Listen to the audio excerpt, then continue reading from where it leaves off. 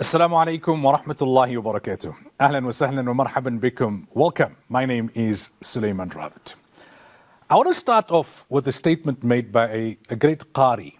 And a Qari is someone who has expertise when it comes to pronunciation, when it comes to the different qira'at, modes of recitation of the Quran. That person is generally referred to as a Qari. He specializes in the art of recitation when it comes to the Quran. The Quran has many facets to it, as we know. There's the tafsir, which is commentary of the Quran. Then there's fiqh, which is deduction of rulings from the Quran, etc., etc. So this great Qari, who lived not too long ago, Qari Anis Ahmad Khan, he said in Arabic, إن هذا العلم شريف فهو للشريف. That this knowledge of the Quran and the sciences of the Quran, it is noble. In other words, it's a noble science. And it is reserved for those of noble character. In other words, those who will truly benefit from the knowledge of the sciences of the Quran themselves and cause others to benefit are those who have noble character. Now, there are many aspects when it comes to discussing the Quran. We can talk about the virtues of the Quran, the greatness of the Quran, the magnificence of the Quran, the miraculous nature of the Quran, etc. But today I want to focus on this aspect. That if we look at the great luminaries whose names are associated with teaching the Quran, who were widely accepted as experts of the Quran and teaching of the Quran, what was their character like? And that is what I want to highlight to myself firstly, so that we can endeavor not only to emulate them in terms of their knowledge, but also to emulate them in terms of their character, in terms of their values, in terms of their overall approach to living by the teachings of the Quran.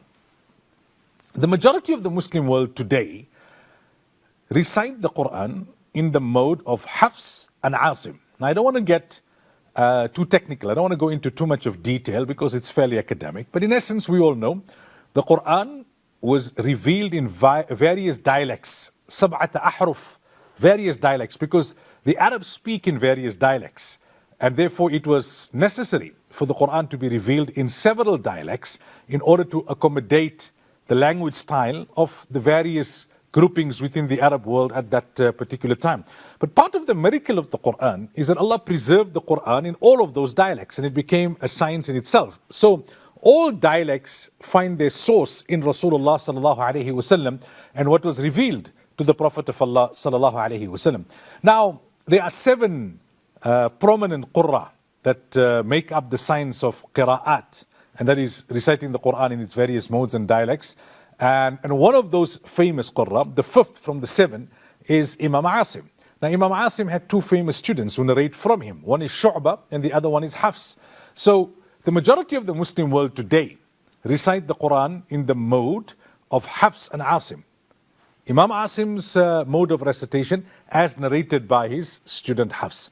Why is it that has become the dominant dialect in which the Quran Kareem is recited? There are various reasons.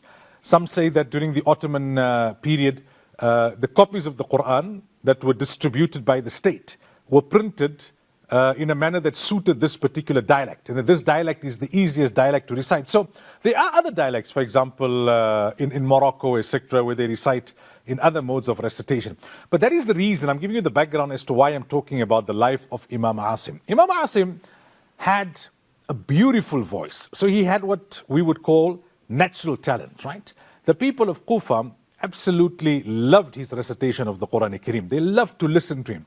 Similar to how we have today, certain qurra and reciters and huffaz in our own communities, in our own localities, in our countries, or those who are prominent in the world because they recite in the haram, etc. People just love their recitation. My personal favorite, Sheikh Saud bin Ibrahim al-Shuraim, a former Imam of the Haram in Makkah al-Mukarramah. He was an Imam there for over 30 years. I personally have been so inspired by his recitation of the Quran that I've named one of my sons Saud in honor of this great Imam. He recently retired and he's known until today. I mean, people listen to his recitation. There were various phases in his career as an Imam of the Haram, if you want to call it a career. There was the style of recitation that was a bit more energetic. In the 90s, he started reciting the Quran in the Haram in 1991 as Imam.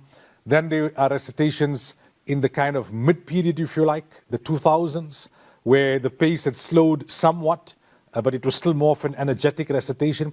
Then there was the recitation in the latter years, which was slower but more tranquil, more serene, kind of more reflective on meaning, if you like. Then there is what they call the Fajriyat of Shuraim. For a prolonged period of time, he would read the Fajr Salah in the Haram in Makkah al-Mukarramah, and that style of recitation, pretty much in alignment with that period of the morning, early part of the morning. Things are still a bit quiet and serene and tranquil, and how it would gel. So what I personally enjoyed about his recitation is that there wasn't too much of, kind of trying to project in a particular way or raising the voice unnecessarily. It was just calm, it was serene, the energy was natural, there was a flow. So Imam Asim was like that. The people of Kufa loved his recitation. The prominent Qari at the time was Abu Abdurrahman as-Sulami. And after he passed on, then Imam Asim became the number one Qari in Kufa. But he was not only a Qari, a man proficient in the recitation of the Quran Kareem, he was a master in other sciences as well. He was a master in the Arabic language, he mastered Arabic grammar, he was very eloquent. Right? Apart from his recitation, which was captivating, he was so eloquent in speech that when he would speak to his people in Arabic, when he would deliver discourses and lectures, people would become entranced. You know, when someone speaks, and Nabi sallallahu alaihi wasallam had said this in a statement, Inna min al-bayani la sihra, that when some people speak, or some speech is like magic, magic can put you in a kind of trance. It can totally captivate you, it can overwhelm you, it can mesmerize you. So that's how his oratory was. He was a man of multiple natural talents. On top of that, they say he was also a tailor by profession, subhanallah. And you will see this in the life of many of the servants of the Quran. Although it is permitted to earn a wage if you're giving your time to teach the Quran, and we have many who teach in the Hifz class, or they teach tafsir of the Quran, or they teach qira'at, and they take a wage because they dedicate themselves totally to it, and they have to sustain themselves. So therefore it is permissible, the jurists have given permission, that when your needs are not taken care of, then you are allowed to take a wage. However, there are those who, although there was permissibility, they preferred to keep that totally for the pleasure of Allah Tabaraka wa Ta'ala.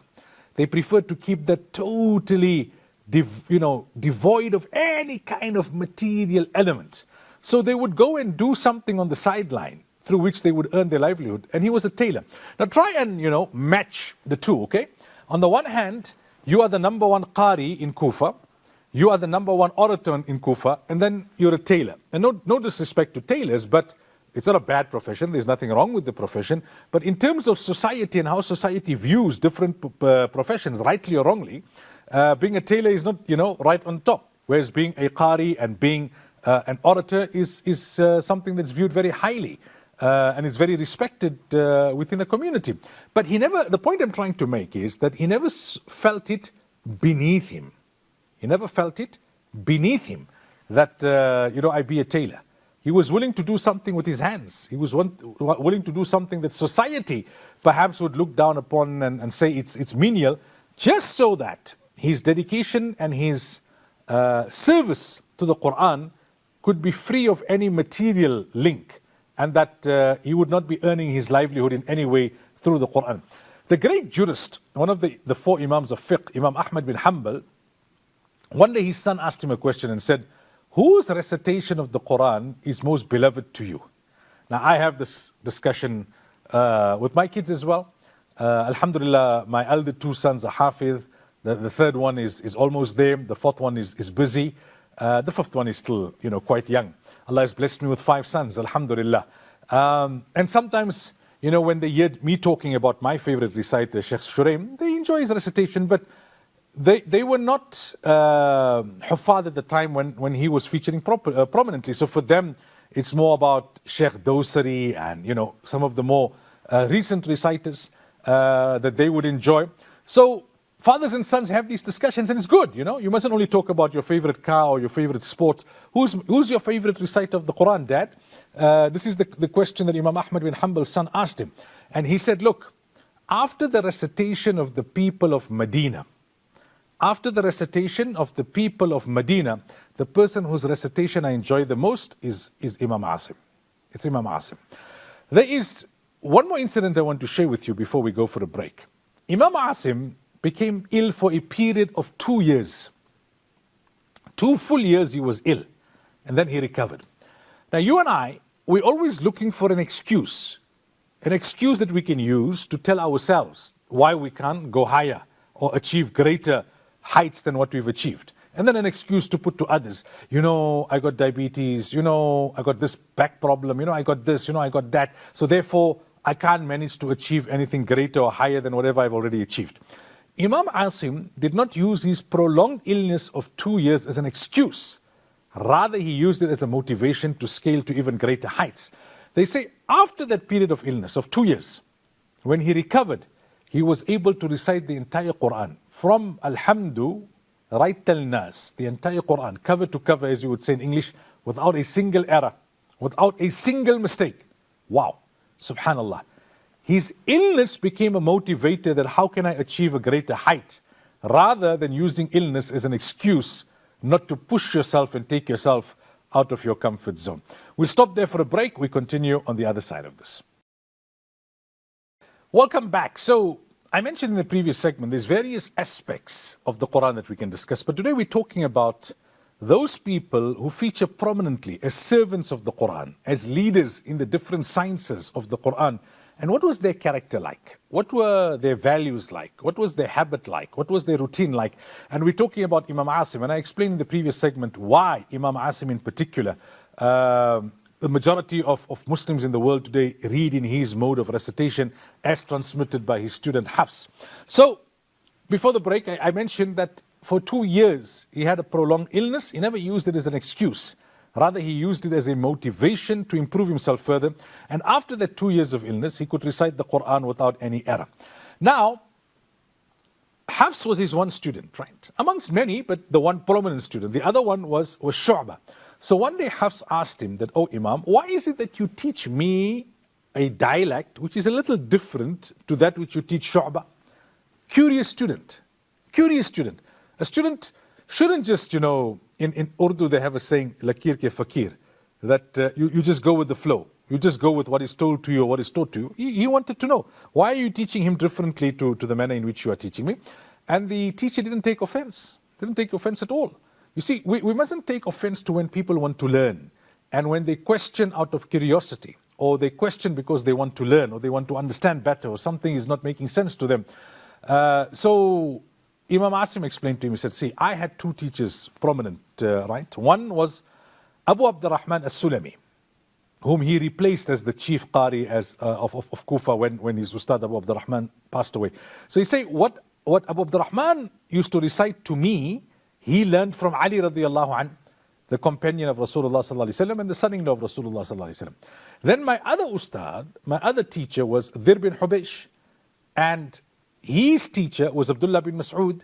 So what I learned from him is the dialect of Abdullah bin Mas'ud, and what I learned from Abu Abdurrahman as-Sulami is the dialect of Ali. So the one dialect I teach it to Shu'bah, the other dialect I teach it to you. Subhanallah. This teacher is also about teaching methodology, right? So he had identified who were the capable students and the dialects that he found to be of greater importance because of the Sahaba, right? Abdullah bin Mas'ud, a very senior Sahabi, Ali radiallahu anhu, a very senior Sahabi. He taught it to these 2 students of his, and it is these 2 modes of transmission that have become the most popular, Hafs and Asim and Shu'bah and Asim. Hafs says that when he used to recite the Quran to his Ustad, Imam Asim would extend his hand like this and count the verses. He would count the verses. Subhanallah. That was the kind of attachment that he had.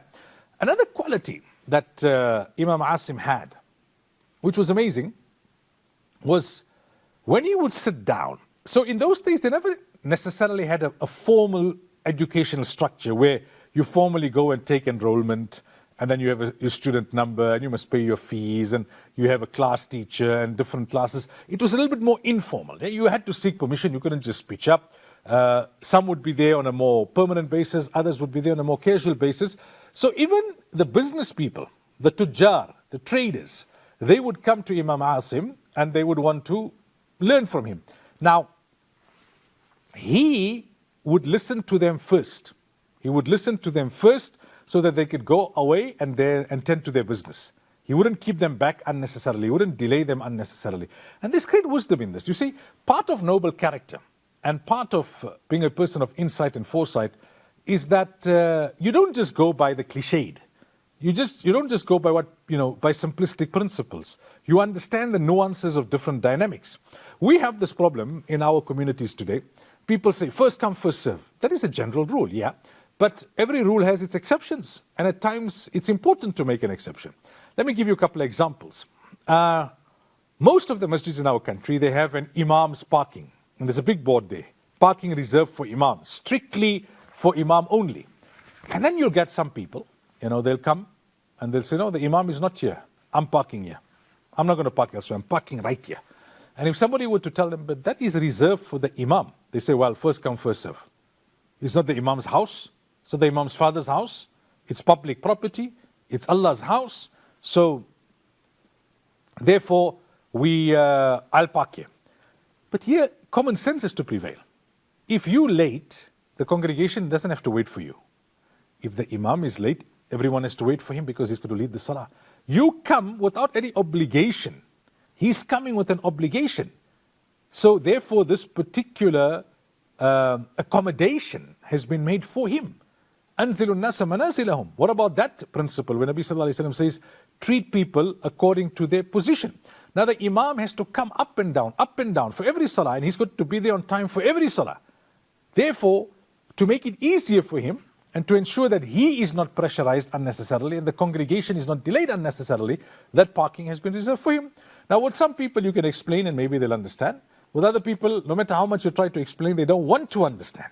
They don't want to understand. So what happens is that, I know of one imam, if you park in his imam parking, reserved parking, he'll come and he'll park right behind you. He'll block you in. And he'll take his time in terms of exiting the masjid. He'll say, that's the way this person will learn. Some people, you mustn't speak to them. You must just teach them. So he says, when you do that, then that person will back off. And next time he'll realize, if I park in the imam's parking, the imam is going to block me. And I'll have to wait till he comes out. And when he comes out, he doesn't say a word. Even if that person tries to engage him, he just smiles, makes salam, jumps in his car and he goes. So that's also what they call, wisdom. Another example about this first come, first serve. Sometimes they block off a spot in the first serve of a masjid for the imam. So I have this where I go to different masjids on Fridays, right? And they would block off a spot right in front of the mihrab meaning the niche, or right in front of the mimbar. And the idea would be that, when you come, then you have direct access to be able to start your talk promptly. Now sometimes you get people who come an hour before Jummah Salah, 2 hours before Jummah Salah. They don't have work like the imam has. They're not coming from a distance. Sometimes I could travel for 1 hour to get to the place where I'm performing my Jummah Salah, and they take that spot. Now, after the adhan, they're reading their Sunnah Salah, and they're taking time. And you've got 15 minutes, 20 minutes, 25 minutes to deliver your talk. You get delayed by 5 minutes in starting your talk because that person has taken the spot right in front of the mic, right in front of the mihrab, right in front of the mimbar. You can't get there now to start your talk. And no one can reason with this person. They say, no, first come, first serve. The imam must come early. But you retired, right? You can come and sit from 10 o'clock in the morning. He's not retired. He's got work to do. And he's coming. It's not that he's late. But that's why that spot has been reserved for him for purposes of practicality. Why do you insist, on the simplistic notion of first come, first serve? I know once we had an incident where a number of spots were blocked off behind the imam for Salatul Taraweeh. And one person came early and he moved the barrier and he said, no, what is this? It's Allah's house. First come, first serve. You can't block off spaces. Somebody tried to explain to him, yeah, generally you don't block off spaces, but here it's specifically for the Huffaz who are going to recite Quran, recite the Taraweeh Salah. Now, what do you expect? They're coming from different areas. They've got to negotiate traffic. They've got to go home. They've got to put some food in their belly because they need the energy for the Taraweeh. Most of them, because they are leading the Taraweeh Salah, they want to go and take a fresh shower and put on a fresh set of clothes, then get back to the masjid. Now, if those people who are able to be earlier all take the spots there in the first saf, the one reciter is in that corner of the masjid, the other reciter is in that corner of the masjid. Whenever they have to swap now after 4 rakats or 6 rakats, they're walking through people to get there. Number one. Number two, then when it's time to take out mistakes, the people who are supposed to take out the mistakes are not immediately behind the reciter. They're all in different areas because that place wasn't booked off. Be practical. There's a hadith of Rasulullah sallallahu alaihi wasallam, wherein the Nabi of Allah says, لِيَلِنِي مِنْكُمْ أُولُو الْأَحْلَامِ وَالنُّهَى ثُمَّ الَّذِينَ يَلُونَهُمْ ثُمَّ الَّذِينَ يَلُونَهُم. The people who must stand right behind me are those people of greater knowledge and greater understanding. So if I make a mistake as an imam, they can correct me. If my wudu breaks, they can step up and they can perform the salah. So Imam Asim had this wisdom, and he had this insight, and he had this foresight, because these people have to earn their own livelihood. Now, if they're going to get delayed every day, they're going to stop coming. Their livelihood in turn also doesn't only benefit them, but it benefits the scholars, it benefits the institutions, it benefits the community, because all the religious work that is taking place on the donations of these business people. So even if others came first, he would say, these people have jobs to go to. Let me listen to them first. Thereafter, we can listen to whoever else came. Another aspect of Imam Asim's practicality, they say you must be practical in life, was that he wouldn't remain in one place and then everybody must come to him. So in those days especially, transport was not like what it is today. It wasn't so easy. He made himself accessible to people so more people could benefit from him and he could get greater reward. So he would travel around. He would go around and he would have his halaqas, if you like, or his lessons in different areas, in different regions, so that more people could benefit from him. And it became easier for people to be accessible to him. Subhanallah. I'll mention one more incident before we wrap up. Right? It is mentioned that Imam Asim, outside of Ramadan, he would recite the Quran once a day. One Quran per day. Per day. In 24 hours, 30 juz. Right? And in Ramadan, 2 khatams of the Quran per day. Now you may think, well, maybe in those days, in the best of times, these days not possible. I have a friend, young scholar, somewhat younger than me, and I know he reads a lot of Quran inside of Ramadan and outside of Ramadan. And one day I asked him in Ramadan, tell me how much you recited. And he initially was a bit reluctant. Then he told me, I recite 40 juz of the Quran per day in Ramadan. 40 juz. That's 1 khatam plus another 10 juz. 1 khatam plus another 10 juz. Subhanallah. So, you see, when they had that degree of a relationship with the Quran, then they became authorities in the sciences of the Quran. And that's the point that I'm trying to highlight, and that's the point that I'm trying to emphasize. We'll leave it there for this episode, and inshallah in the next episode, we'll continue the discussion on the life of Imam Asim and some other prominent qurra, but with a view of learning the lessons and internalizing those lessons so that we also have a relationship with the Quran that will enable us to leave a legacy, inshallah. Until next time, Assalamu alaikum wa rahmatullahi wa barakatuh.